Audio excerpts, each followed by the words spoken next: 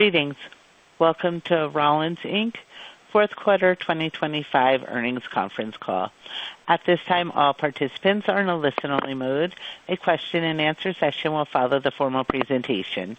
If anyone should require operator assistance during the conference, please press star zero on your telephone keypad. Please note this conference is being recorded. I will now like to turn the conference over to Lindsey Burton, Vice President of Investor Relations. Thank you. You may begin. Thank you. In addition to the earnings release that we issued yesterday, the company has also prepared a supporting slide presentation. The earnings release and presentation are available on our website at www.rollins.com. We have included certain non-GAAP financial measures as part of our discussion this morning. The non-GAAP reconciliations are available in the appendix of today's presentation, as well as in our earnings release. The company's earnings release discusses the business outlook and contains certain forward-looking statements. These particular forward-looking statements and all other statements that will be made on this call, excluding historical facts, are subject to a number of risks and uncertainties, and actual results may differ materially from any statement we make today. Please refer to yesterday's press release and the company's SEC filings, including the Risk Factors section of our Form 10-K for the year ended December 31st, 2025, which will be filed later today. On the line with me today and speaking are Jerry Gahlhoff, President and Chief Executive Officer, and Ken Krause, Executive Vice President and Chief Financial Officer. Management will make some opening remarks, and then we'll open the line for your questions. Jerry, would you like to begin? Thank you, Lindsay. Good morning, everyone. Fiscal 2025 was another solid year for Rollins, as we achieved a milestone of $3.8 billion in revenue. As Ken will detail, we delivered double-digit revenue, earnings, and cash flow growth. But we did have a tougher finish to the year in the fourth quarter. Early winter weather caused demand to soften, especially in the Midwest and Northeast, which impacted one-time and certain seasonal projects across all three business lines. Revenue from one-time business in the quarter declined by almost 3% compared to year-to-date growth through the first 9 months of the year of 4%.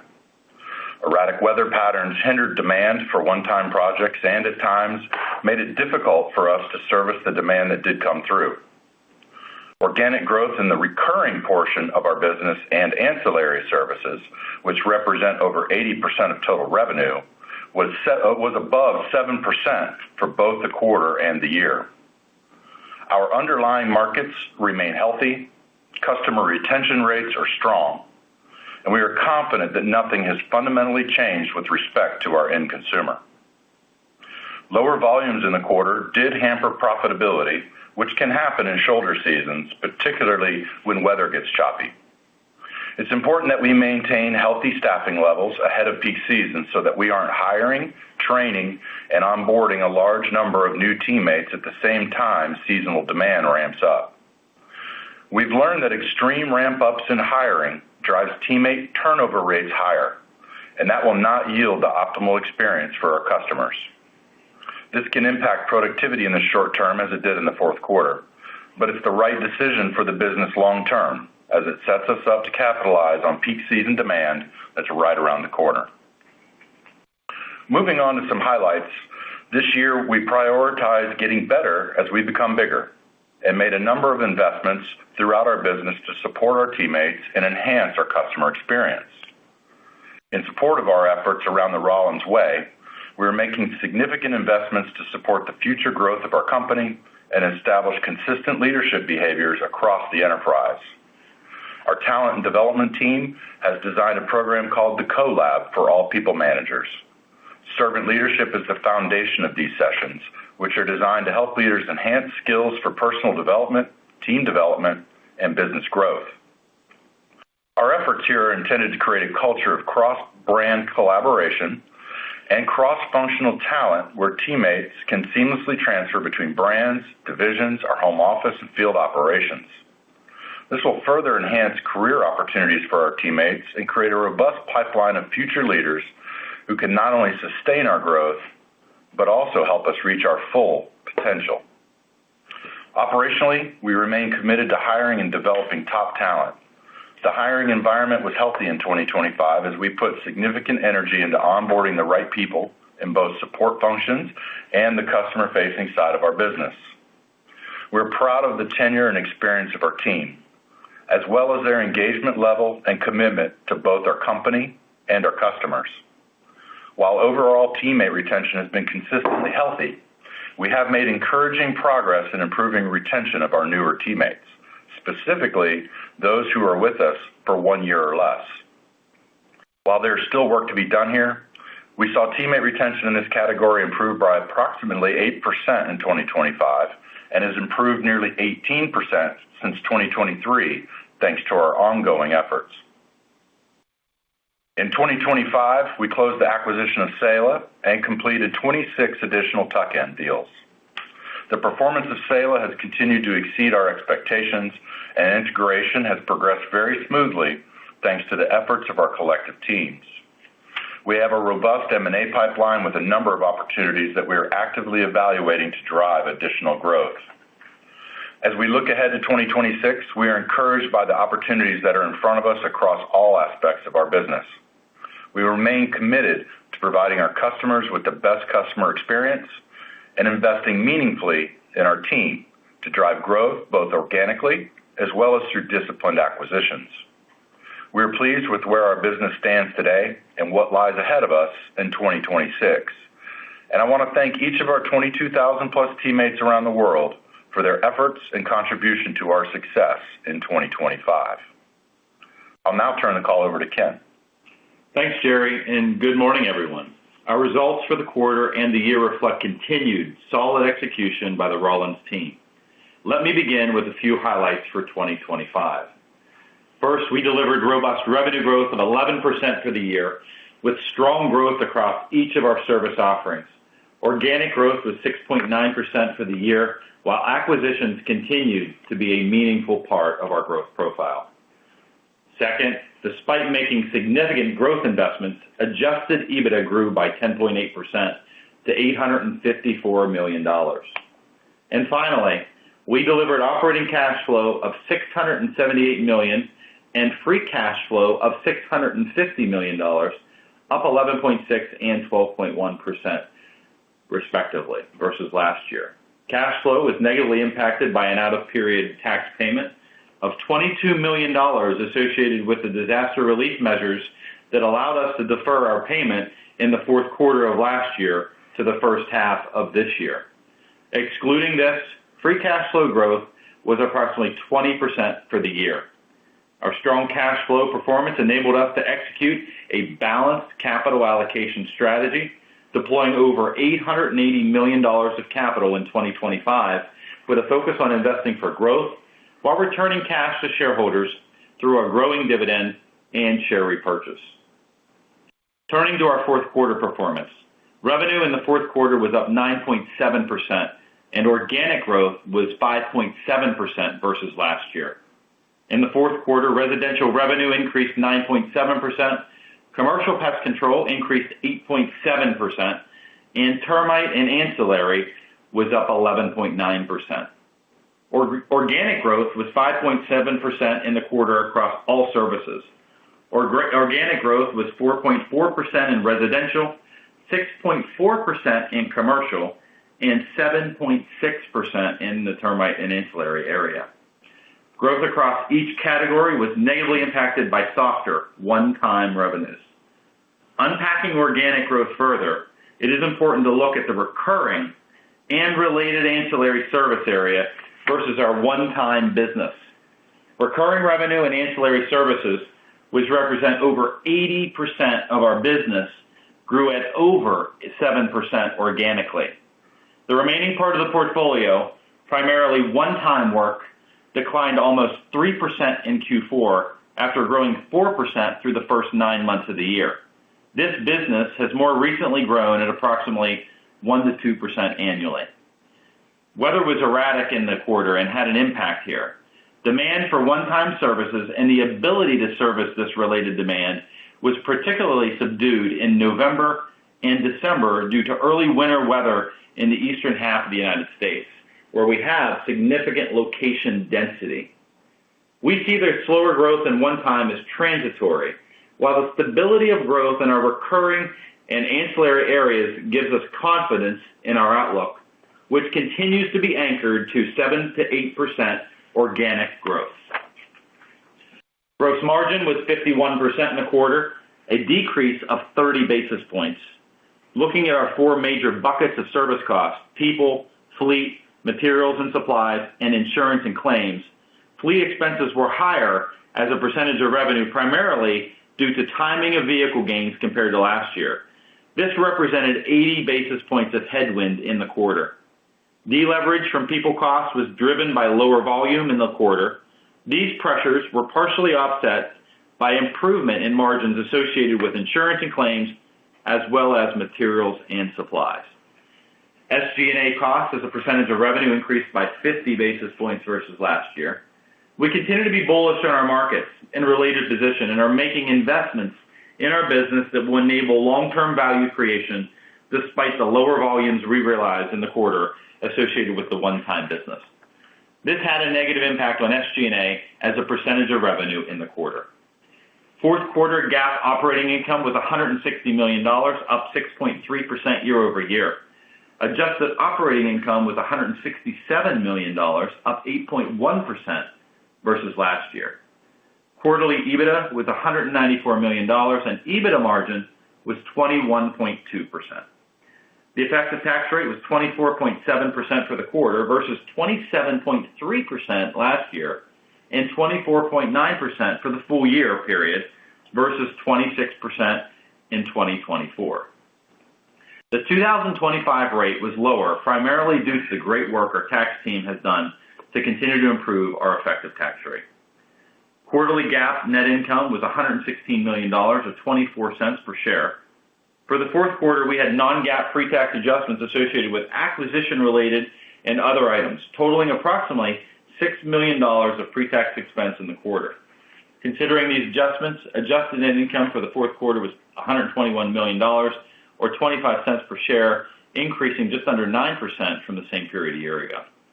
Turning to cash flow in the balance sheet, operating cash flow decreased 12.4% in the quarter to $165 million. As a reminder, cash flow in Q4 2024 benefited from a disaster relief measure granted to those with operations impacted by Hurricane Helene that allowed us to defer an estimated $22 million tax payment, which was paid here in the second quarter of 2025. Free cash flow conversion, the percent of income that was converted into free cash flow, was 137% for the quarter. We generated $159 million of free cash flow on $116 million of earnings. We made acquisitions totaling $21 million, and we paid $88 million in dividends in the fourth quarter. Dividend payments increased 11% from the prior year and are at a healthy and very sustainable rate. Including the recent increase announced in Q4, we've raised our regular dividend by more than 80% since the beginning of 2022. Additionally, we've invested approximately $200 million in share repurchases in the quarter, affirming our long-term view on the value of our company. Our leverage ratio stands at 0.9 times. Our balance sheet remains very healthy and positions us well to continue to execute our balanced approach to capital allocation. Reinvesting in the business, growing our dividend as earnings and cash flow compound, and pursuing share repurchases opportunistically. Throughout our history, we have managed this business through an investment-grade lens, and we'll continue to do so in the future. We are committed to maintaining a strong investment-grade rating with leverage well under 2 times.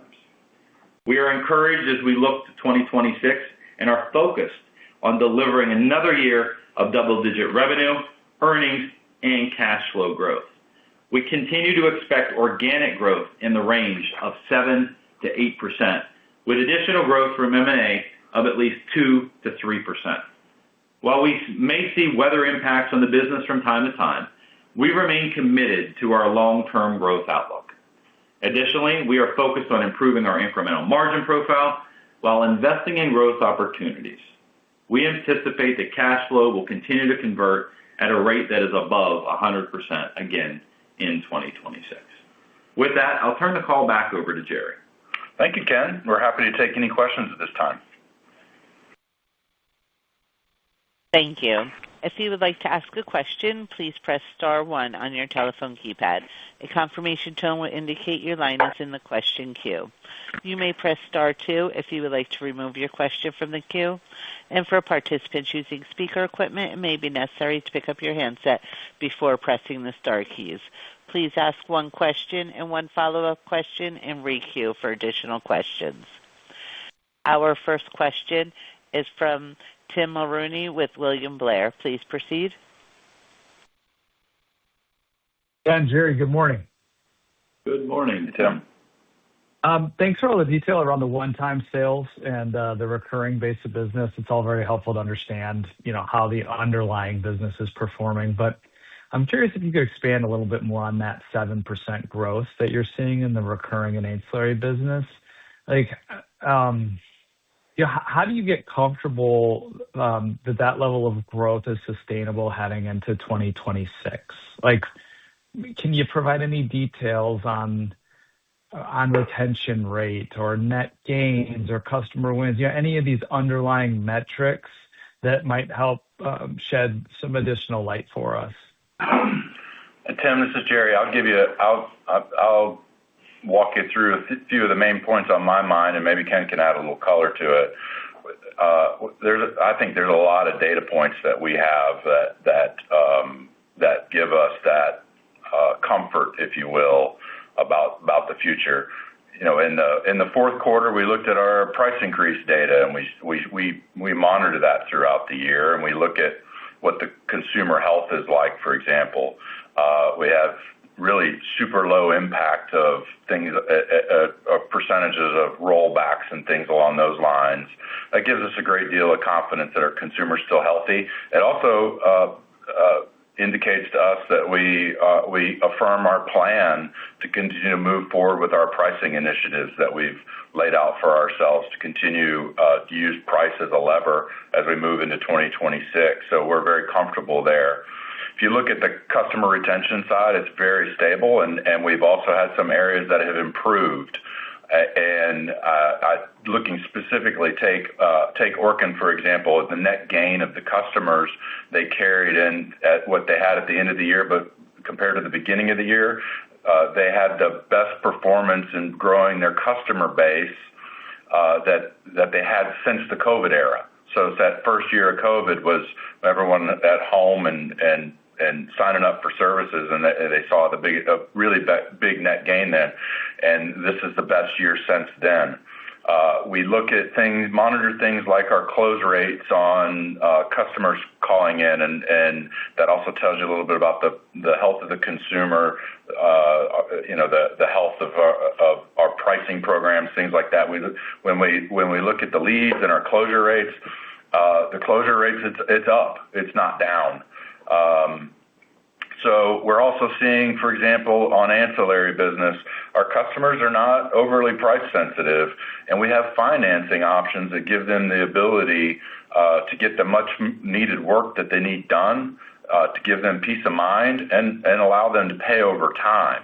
So we see all those are the things that we look at every single day, and it just gives us a lot of comfort. That's why I said what I said fairly emphatically in my opening remarks, is that there's nothing fundamental about our business that's changed. We're going to keep doing what we do, and trying to deliver the best service that we possibly can for our continuing growing customer base, because that's the most important part of our business, is the recurring piece, and that's where we want to spend our marketing dollars, is creating recurring base, and that's how we want to continue to invest in our business.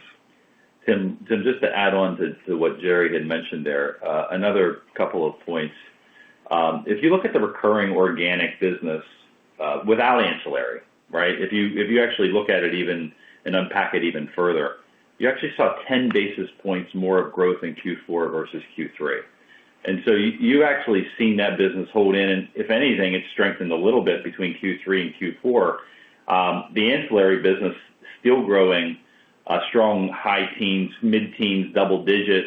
That business normally grows in that 20% range. When you can't get people on the roof safely and you can't get them out into the work site, you'll feel the pain and you'll feel the impact there. But that business, again, growing at mid to high teens, very healthy. And that's the big ticket. That's the 9 shots on goal that I've talked about quite frequently with investors, is that we have all these opportunities and we continue to see good demand there. So I think those two things, I think, especially that recurring revenue, which is 75% of our business, strengthening by 10 or so basis points between Q3 and Q4, I think gives us a sense that the business is holding in there.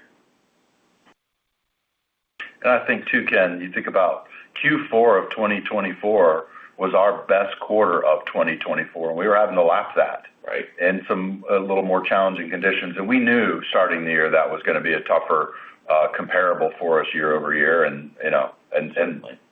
certainly that was a little bit of a headwind for us to the last couple months of the year. Yeah, tough comp, definitely. That's definitely another aspect of this whole thing. So that's all great color. Thank you. I think get more comfortable with the fact that the underlying business is fine. This is all weather related.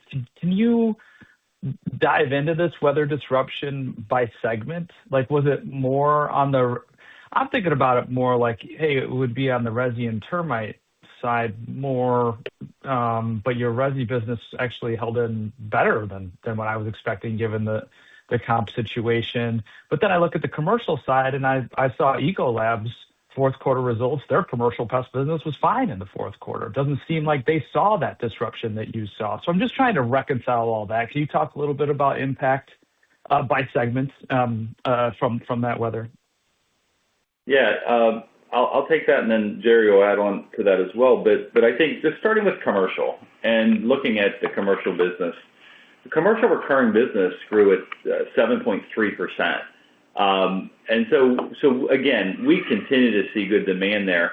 The challenge was, again, one-time business, even in the commercial setting, which is roughly 15% of that business. And so you certainly saw the one-time impact on the commercial. You saw it in the residential. I mean, our residential recurring business is holding in there and is strong, and we feel good about it. But the one-time business, the wildlife business and things like that, certainly felt the impact of the slower, the challenging weather patterns. And then on the termite, you're spot on. The termite, the pre-treat, that sort of work, you saw some weakness. The recurring, the bait in the recurring business continues to do very well. It continues to be a very healthy growth pace for us. But some of the pre-treat one-time termite, you saw a little bit of weakness. And so I think when you frame it, we feel good about, again, all of the businesses and the recurring businesses coming through. We feel like the fact that we couldn't get out, we couldn't service, we couldn't get that work done, that caused the most significant impact on our revenue growth in the quarter. And Tim, and looking at the commercial side in particular, it was the commodity fumigation business that on the tail end of the year that's all one-time work, and year over year we had a comp there that was more challenging for us. And so again, while our recurring base in commercial continues to grow, it's the one time isn't the one time necessarily selling to our existing customer base, adding on programs and services. It was driven very heavily through commodity fumigation. And then when you look at the residential side, a lot of that is wildlife and some of the seasonal pests that we didn't have as long of a window of time to get at some of those seasonal pests that are, take the fall pests, box elder bugs and stink bugs and these kinds of things that are seasonal things that come up that we kind of rely on and get those one-time calls to go take care of them, or general pests just seeking indoor shelter. That season was just a little shorter, and it was really more in the eastern seaboard, parts of the Midwest. We didn't see as strong of a trend in that in out west in California and some of those other markets that remain very strong. So again, that just tells us it's the underlying business is still pretty strong. It was there, but we were just impacted by this choppiness. Understood. commodity fume. I hadn't even considered that. That fully explains it on the commercial side as well. So thank you for all the color, guys. This is very helpful. Great. Thank you. Our next question is from Manav Patnaik with Barclays. Please proceed.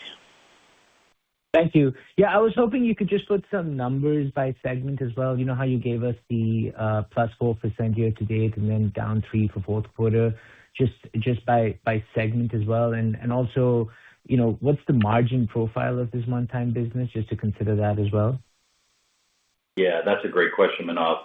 And thank you for asking that. The margin profile on this one-time business is oftentimes better than the margin on our recurring business, because we're pricing that business assuming that it's not coming back. And so, you know, if you're going to a customer knowing you're going one time, you might get $200, $300, $400 for a service. The cost isn't necessarily that different than it would be on a recurring service that you might be getting $150 or $200 for example. So you see a much better margin profile on the one-time business. That has an impact on the overall results. And I think, you know, it's only 15% of the business, so I don't want to overstate how much of an impact that had on the margins, but it certainly is. It is margin accretive to our overall business. And I would say it was there's some impact in every category. I think the residential side was probably hurt a little bit more, especially in things like wildlife and rodent work and things along those lines. And the ancillary and termite side, some of that softness we're able to get back, because that just creates a workload that maybe we couldn't get to, and we sell it and still have some backlog that we carry into January. We carried into January, things along those lines on some of that kind of work. But some of it you just never really make up. You're not going to make it up. Got it. And then just, you know, just so we're not surprised in the next quarter as well. I mean, I know your full year guide is 7-8, but just, you know, you talked about spillover into January. Just thoughts on what 1Q might look like relative to the rest of the year? Yeah, it's always hard. It's such a short cycle business, which can change on a dime. But what I would say is we still are firmly anchored in a 7-8% organic growth for the year. I would not be surprised if it's a little bit slower to start the year, because January, we had more branches closed in January than we did a year ago, because of some of the weather that we endured. But I do firmly believe the business still is going to be at that, for the year, at that 7-8% pace of growth. Okay, thank you. Our next question is from Anish Sabadra with RBC Capital Markets. Please proceed. Hi, thanks for taking my question. So maybe just a question on the margins. Are there any puts and takes to be cognizant of as we think about the incremental margins in 26? And those margins of 25-30 are still below the midterm targets. So how should we think about the tailwinds, not just in 26, but going forward, to drive it closer to the midterm targets? Thanks. Yeah, thanks for the question, Ashish. When I look at the overall margin profile and I think about 2026, I'll take you through a few thoughts. One, pricing remains very healthy. 3-4% pricing is very realistic to expect. That's what we're introducing across the portfolio, just like we had here in the past couple of years. Second, 2/3 of our cost of services are people costs. And we are really doing a lot better job at onboarding and training and keeping those new hires with us. That turnover and new hire is really expensive, and we're seeing improvements there. That will be a tailwind for us as we go into 2026. Third, fleet costs. Second, another large item on cost of services. You know, when we think about fleet, in the 2025 financials, there was about a $17 million headwind. 6 of that was in Q4 alone, associated with the sale of leased vehicles. that should not be as much of a concern for 2026 as it was in 2025. And so when I think about the gross margin, I think there's a lot of reasons to be optimistic in our ability to lift margins and improve margins in 2026. And then when I go down the P&L and I look at SG&A and back office and all the work there, continues to be great opportunities there. We're launching a company-wide systems implementation around our financial processes in 2026. We'll start to see some benefits of that as we go throughout the year and into next year. So we remain very optimistic and confident in our ability to deliver that 25 to 30% margin profile. That's great color. And then maybe just on the competitive environment, a question that we get quite often is, have you seen any change from a competitive perspective? Obviously, the strength in recurring revenue seems to suggest that things are trending really well, but any color on that front will be helpful. Thank you. This is Jerry. We haven't seen or heard too much in that arena. We're very internally focused, and we have lots of great competitors and new ones that pop up all the time. That keeps us on our toes, and we wake up every day ready to fight another daily battle in that competitive space. This is a competitive industry, and there's just so many out there, and it can be local, it can be regional, and so I wouldn't characterize anything that we've seen really throughout 2025 as having any significant shift in the competitive environment. Right. I mean, we continue to invest in the business in Q4. You saw that, and it's not that we're out allocating large amounts of capital to the digital side, but we continue to put more feet on the street. We continue to fund our door knocking areas, which are our fastest growing areas, and so we continue to be bullish about our position in our overall markets. That's great. Thank you. Thanks. Our next question is from Greg Parrish with Morgan Stanley. Please proceed. Hey, good morning. Thanks for taking our question. Morning. I just wanted to double-click on 1Q, and apologies for that. But just given many of us have been snowed in here for a few weeks, I know you said slower start, but will the weather impact be kind of similar to what you saw in fourth quarter? Will it be worse? I don't know, like a similar pace to fourth quarter. Is that a decent way to think about 1Q? I guess any further color I think would be helpful for us. Our weather forecaster can't get the forecast tomorrow right. Then they can. And we try not to manage our business around that. It's our jobs to get our work done and continue to move forward and do everything we can despite that. And what I can assure you is that our team is going to work really hard despite whatever those headwinds are to get through that. It's really hard to say because just as we saw, you look at November, December, and some of the areas we mentioned earlier where you had 2 weeks where it just got frigid cold, and then next thing you know, Thanksgiving, you're wearing shorts. And you're just, these things just surprise us. And that same thing can happen here. It could be really bad we could have 2 weeks of a spell in late February or a late start to spring. So we can't predict today or tomorrow. So I think it's really hard for us to think about those impacts. What I can tell you though is that our team is engaged, and we're going to do our darndest to fight through that. Okay, that's helpful. Oh, yeah. I appreciate it. I had to try. Maybe just for my follow-up, maybe talk about some of the ancillary opportunities. I know you have a lot of shots on goal, a lot of things you're excited about. Maybe in 26, what are you most excited about in terms of gaining traction or maybe picking up a little bit versus the prior year? Thanks. I think when you look at that business, what I consistently say, Greg, is that we've got a number of opportunities. We're not necessarily excited about just one opportunity. We've got so many different opportunities that we avail ourselves to with our customer base.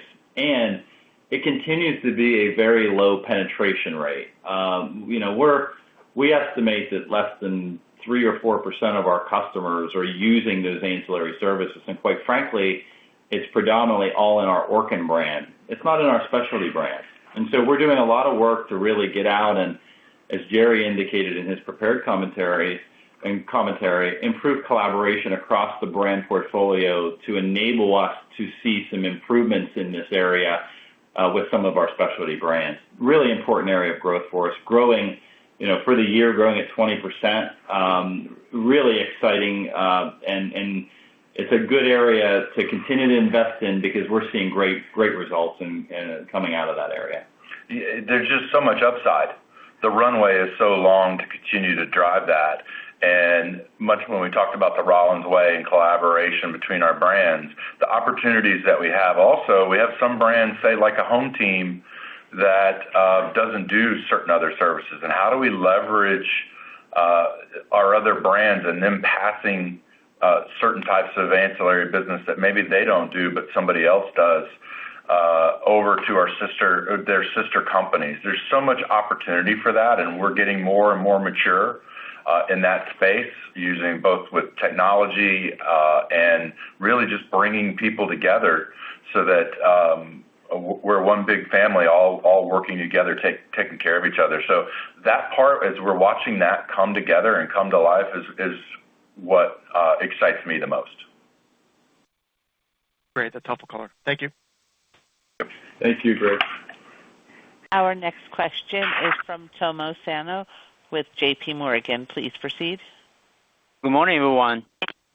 Good morning. Thank you for taking my questions. Could you give us more colors on Saela's revenue margin, EPS contribution in Q4, and if you could give us more color on pipeline for M&A in 2026, it would be great. Thank you. Certainly. Thanks for the question, Tomo. Saela is performing exceptionally well, just like Fox did 2 years ago. Saela contributed upwards of $16 million in the quarter of revenue. I think year to date, we bought it in April of last year, and year to date, it's contributed $55 million. We've actually seen 2 cents of non-GAAP or adjusted EPS accretion. That's really difficult to do in the first 9 months of owning an asset, especially with the cost of financing where it is, albeit our team's doing an exceptional job with our commercial paper program and bond market. So with that said, continues to perform well. Really good to have that group of teammates as part of our organization, and really excited about what we can do in that area going into 2026. Thank you. And any colors on an M&A pipeline in 2026 to get to 2-3%, please? Thank you. Certainly. Yeah, thanks for that question. Missed that. But the M&A continues to be very healthy. We firmly believe at this point that 2-3% is very realistic and reasonable to expect. We're carrying over a point or so, slightly above that, of growth from M&A, and we've got a very full pipeline that we're continuing to evaluate. We've invested over the last 3 years. We've invested almost $900 million in acquisitions and bringing new teammates and new brands into the portfolio. We expect to continue to invest in 2026 and add 2-3% of revenue growth from acquisitions again in 2026. Thank you very much. Thank you. Our next question is from Josh Chan with UBS. Please proceed. Hi, good morning, Jerry and Ken. I guess maybe on the quarter, you mentioned that most of the weather effects were in the eastern side of the U.S. So is it true that the West and the South, or basically the non-impacted regions, grew at a similar rate as Q3? Just some ways to maybe kind of ballpark or ring fence the weather issues, I guess. Yeah, they absolutely did. So they had strong performances in the fourth quarter, generally speaking. And again, that's what gives us some of that reassurance. Now, some of that Texas, northern, south central area, going up into Tennessee, certainly got a little more impact in January, but in the fourth quarter, those areas performed to plan. They just couldn't exceed plan enough to offset some of the challenges that we had in other parts of the country. Yeah. Yep, that makes sense. And then on that Q1 kind of comment, I know that, freezes are typically not the greatest thing, and there seems to be more freezes in this Q1 than normal, I guess. So is that a potential concern when it comes to spring selling season? Like, how are you thinking about that? When we have the ice storms, the sleet, the things like that, that's what shuts down branches. And, that we can't safely drive on the roads. You can't safely access customers' homes. And so we had some of that in January. And all things considered, we continue to fight through that. And so, yeah, we have to prepare for that. And a lot of that is operationally, hey, when the sun's shining and the weather's good, we have to be as productive as we can possibly be, because you don't know what's going to happen 2 days from now, right? So it's how do we front end load our work? How do we make hay when you can make hay? Right. And sometimes that requires us working weekends and things along those lines, but we have to do our best to get ahead of that. And prepare and plan in order to perform as best as we possibly can in the first quarter. When you look back and you think about it, weather's always going to be a factor. It's just part of the business. Sometimes it's more of a factor than others.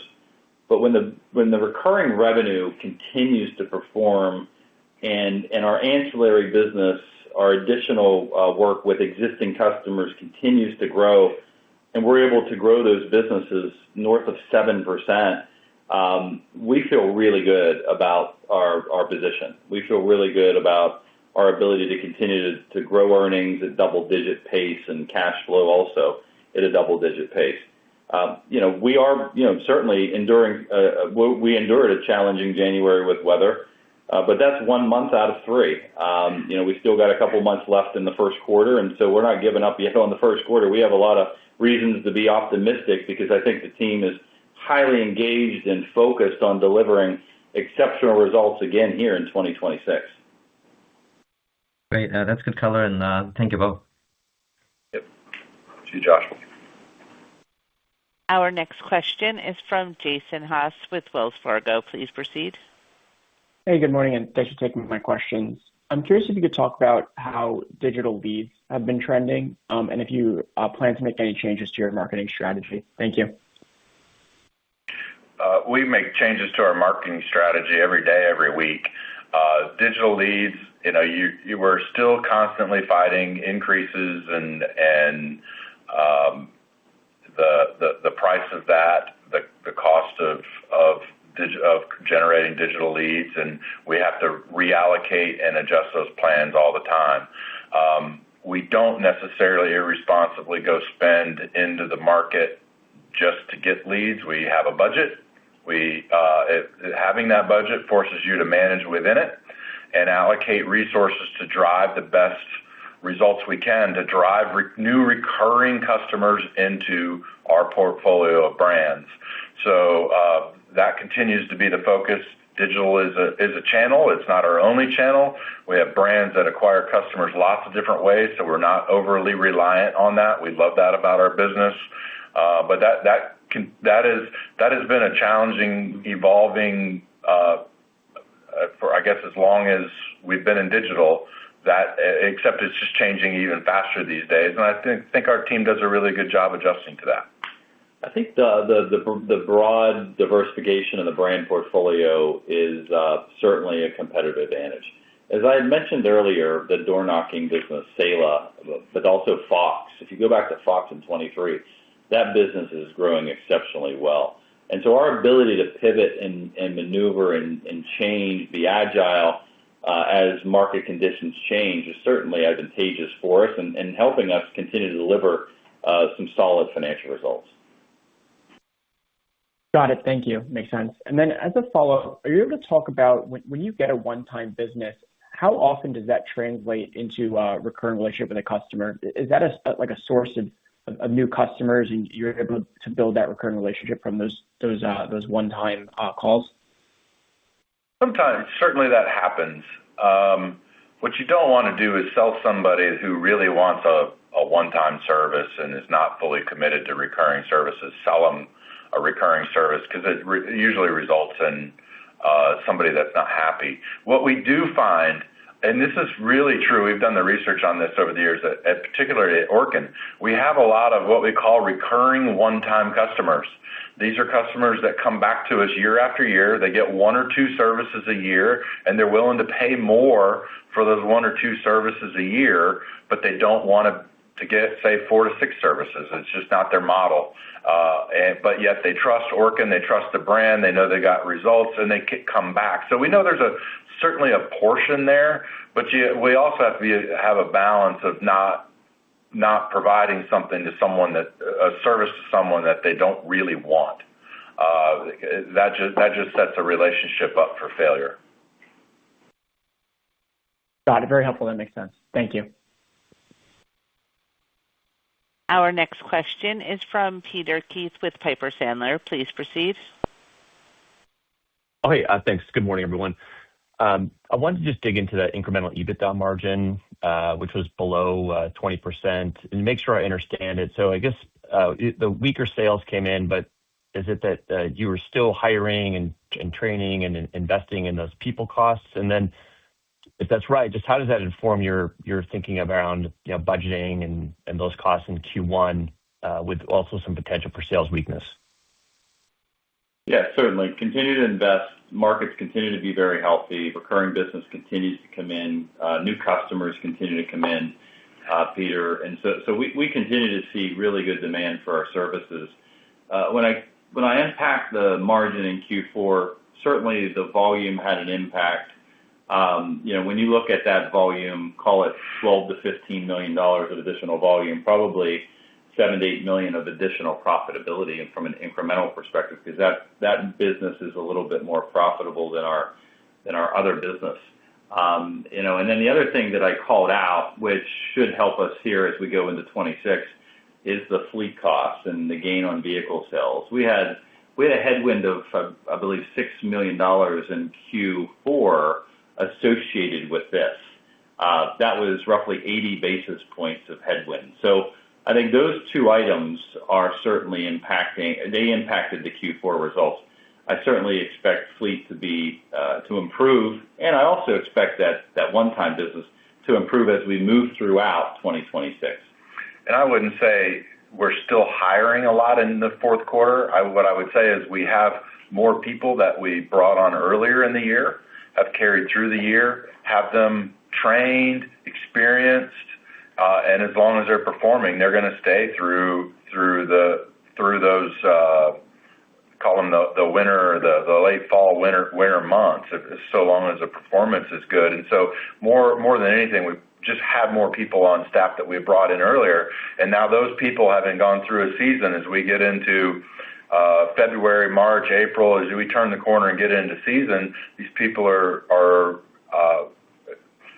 put in a much better position, much better experience to be able to serve our customers quite optimally. Okay, that's very good feedback. Thank you for that. And I wanted to circle back on one of the comments about what you're most excited about for 2026 and driving that cross collaboration amongst your brands. There's also potential for maybe a CRM database upgrade, and I'm wondering just on the IT front, are there any investments that need to be made or any sort of structural changes to the CRM infrastructure to help drive that collaboration? We're evaluating that. We've had a lot of recent meetings about that, and those are really ongoing discussions. More than anything, we're really talking about the use of AI, because most of these CRMs are heavily driven on just like customer databases. But how do we use AI to link all these systems together and orchestrate them, irrespective of exactly which CRM they're on? So, we're having those conversations now and making some decisions around particularly how we invest in AI to help us do that. More so than just strictly we'll have some brands and some places that may need some CRM changes to help us make this work, but that's on our radar screen. We're still probably in the first inning of those discussions. Yeah, when you look at the capital needs, we don't see a major change in capital outlay with respect to CapEx in 2026. We're making investments. I mean, I commented earlier around our enterprise-wide financial systems that we're putting in place to help enable improvements. That's gonna take some investment, but not anything, I don't believe, that will be noticeable and disrupt our cash flow profile. There's nothing that's an overhaul of anything. It's more of what do we layer on top to enable and get systems talking to each other better. Right. How do we streamline it? How do we continue to modernize all the things that we're doing and improve the tools that our teammates are using to improve the collaboration across brands? Okay, very good. Thanks so much. Thank you. Our next question is from George Tong with Goldman Sachs. Please proceed. Hi, thanks. Good morning. You mentioned that you expect 1Q one-time revenue performance to be similar to 4Q. Can you talk about what you expect for one-time revenues for the rest of the year and how that will be supportive of your overall 7%-8% organic revenue growth outlook? Yeah, we haven't put a number out there in terms of what we expect in Q1 with one-time revenue.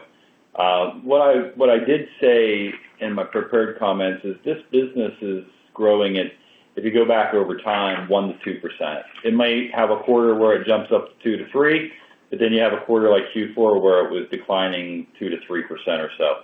And so you really the business does jump around a little bit. It's 15% or so of our business, but I think when I think about the growth algorithm, if I can get 7+%, 7.5% of growth from recurring and ancillary, and I can get 1%-2% from this other business, it's very acceptable, and it allows us and enables us to grow our overall portfolio of organic growth at the 7%-8%, allows us to get that double-digit earnings growth come through the model. So that's kind of how I view it. That's how I look at it, and that's what I would hope to continue to deliver. Got it. That's helpful. And then related to that, are there certain indicators or metrics that you can use to track how one-time revenue performance is performing? Any leading indicators or KPIs that can give you confidence or visibility into performance in the coming quarters? That's a good question. I think the one thing that, as we look at it, again, it's such a small business. Like, it's not a major business. It doesn't move with economic cycles. So it's hard to pull a macro factor and say, hey, when this does this, if industrial production does this, we do this. That's just not the case. We're not tied to purchase managers. We're not tied to industrial production. It's very much one-off business. But when you look at weather patterns, you look at the average temperature. I mean, when you look at the Northeast, you look at the Midwest in November and December, the weather was much colder than it was a year ago. And it's quite frankly that simple. If you can't get out on the roads, if you can't get safely on a building to a house, we're not going to send our people out. And so that certainly has an impact on the business. But again, it's such a small business in terms of overall portfolio size that it's hard to tie that to any macro factor. I think about over the years, Ken, over the last 15 years since bed bugs have had their resurgence in the U.S. There's been years when bed bugs suddenly shoot back up, right, and it's all over the news, and that people bring them home from hotels, and it's a lot more. And then all of a sudden, there could be a year where it's soft, and instead something else is there. So all those types of various pests that cause that one-time business to come and go have been in our business over decades, and it'll continue to be that way. And when one thing kind of goes away, another issue arises or some invasive pest comes. So it's really hard to predict. Right, and we don't use that measure to determine how healthy our business is. Yeah. That's just because like it comes and it goes. Yeah. It's just extra business or that comes in. And so our measure and our metric for determining how healthy our business is our revenue from recurring contracts and recurring arrangements with customers, and then the 9 shots on goal, the ancillary business. I mean, that's what the business, I believe, is valued upon, and that's how we measure the health of our business. Very helpful. Thank you. Thank you. Our next question is from Brian McNamara with Canaccord Genuity. Please proceed. Hey, good morning, guys. Thanks for taking the question. So I'm curious about the new tech retention. You guys had mentioned that. You outlined that in New York in early December. And you mentioned newer teammate retention improved, I think, 8% in the prepared remarks. So I'm assuming that's first-year techs. Does that mean you had to hire 8% fewer new techs, or what does that 8% specifically measure? And then I think you mentioned in December you had mentioned a kind of a $5 to $10 million in savings number expected for the year. I'm curious where that landed and what's embedded in your 2026 expectation there. Thank you. Yeah, the last number I saw was approaching us having to hire about 600 fewer people year over year as a result of our improvements that we made in retention, and that certainly has an impact on payroll margin. Helped us especially the first 9 months of the year, which is more the time when you're actually hiring.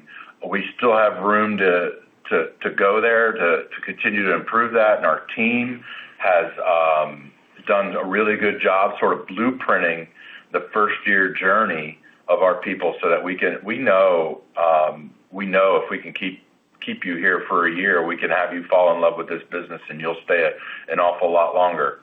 So our team has really put forth some plans and a kind of a model for us to follow that first year. In January, we had our leadership meeting with all our region managers. We had 250 people in the room, and this was part of our breakouts and part of our teachings that we did to ensure that we're driving these best practices down through our business, because this continues to be such an opportunity for upside to it, not only to improve our retention. We know this will be a direct correlation to help us improve our customer retention in the end. Yeah, I mean, when we look at it, 600 people, $10,000 to $15,000 of onboarding costs is between $5 and $10 million of savings. And we hire a lot of people every year, and we lose way too many. And 600 is just a small fraction of those people. And we're focused on this because we feel like this is tens of millions of dollars of opportunity. And it also is an opportunity to help influence growth. Because, what we know is turnover in technicians is tied to turnover in customers. And so if we can do a better job at onboarding and keeping people, we're going to do a better job of keeping customers. Helpful. Thank you. Thank you. We have reached the end of our question and answer session. I would like to turn the conference back over to management for closing remarks. Thank you, everyone, for joining us today. We appreciate your interest in our company, and we look forward to speaking with you on our first quarter earnings call in just a few months. Thank you. That will conclude today's conference. You may disconnect your lines at this time, and thank you for your participation.